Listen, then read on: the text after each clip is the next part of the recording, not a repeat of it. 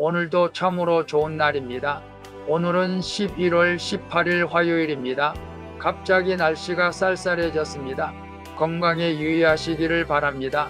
오늘은 사도행전 27장 9절에서 20절 말씀을 통해서 이제는 안심하라라는 제목으로 함께 묵상해 보도록 하겠습니다. 본문 요약은 이렇습니다. 사도 바울은 하나님의 사자로부터 들은 말씀대로 될 것이라며 모두에게 안심하라고 말합니다. 그리고 14일째 되는 날 밤에 사공들이 도망치려 하자 바울이 그들을 막습니다. 날이 밝아 올 무렵 바울은 배에 함께 있는 276명 앞에서 하나님께 축사한 후 음식을 나누게 되는 내용입니다. 말씀의 거울로 내 신앙 점검하기 1번을 봅니다. 내가 사명을 따라 살아야 함을 알면서도 여전히 안심하지 못하고 두려워하는 일은 무엇입니까? 21절에서 26절을 보면 바울이 사람들 가운데 서서 처음부터 내 말을 들었다면 좋았겠지만 하나님이 생명을 지켜주실 것이니 이제는 안심하라고 말합니다.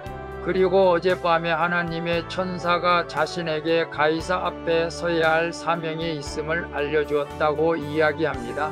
내 생명이 보존되는 것은 나에게 사명이 남아있기 때문입니다. 우리도 사명 따라 이 땅에 왔다가 사명을 다하면 주님의 부르심을 받게 되는 것입니다. 이를 아는 사람은 어떤 고난에도 안심할 수가 있는 것입니다.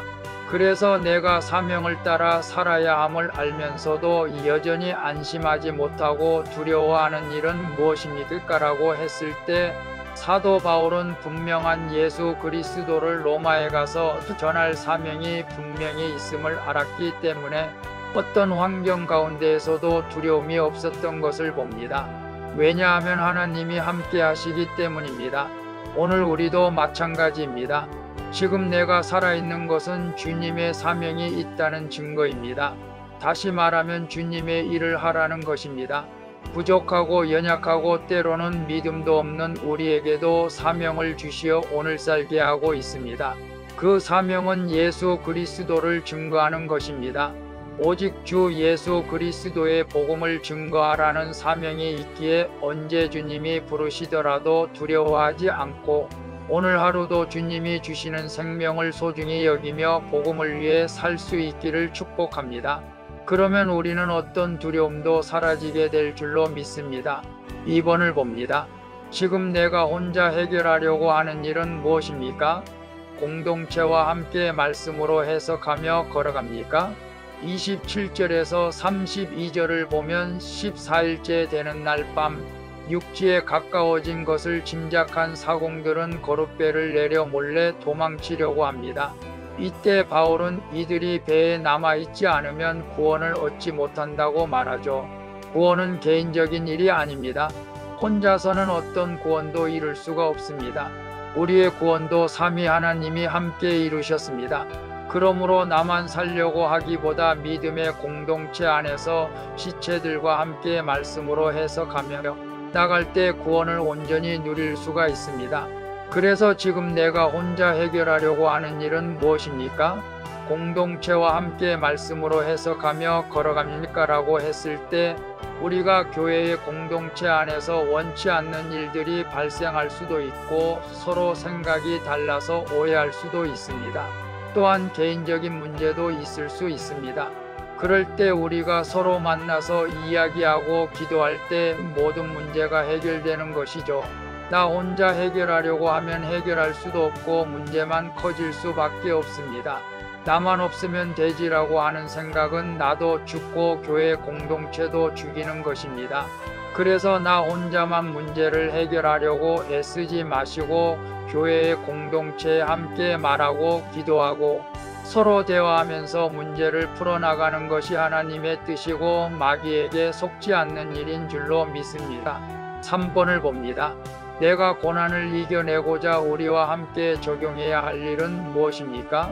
33절에서 37절을 보면 날이 밝아 오자 바울은 14일 동안 굶주린 사람들에게 음식을 권합니다. 예수님이 오병이어로 무리를 먹이시고 마지막 만찬에서 제자들과 떡을 떼신 것처럼 그는 하나님께 축사하고 사람들과 떡을 나눕니다. 바울의 말을 들은 사람들은 안심하고 음식을 받아 먹습니다.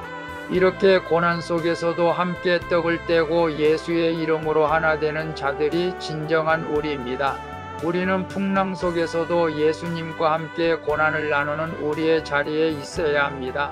그래서 내가 고난을 이겨내고자 우리와 함께 적용해야 할 일은 무엇입니까? 라고 했을 때 여러분 혹시 고난 가운데 계신 분 있습니까? 교회 공동체에서 문제를 나누시기를 바랍니다. 아무리 어려운 고난 가운데 있다 할지라도 교회 공동체를 떠나지 않고 함께 있을 때 모든 문제를 우리가 예수 그리스도의 능력으로 해결할 수가 있습니다. 지금 나 개인적인 어떤 오해나 문제로 그의 공동체를 떠나 있지는 않습니까? 고난을 이겨내려면 예수님의 교회, 머리 되시는 공동체와 함께 있을 때만 가능한 것입니다.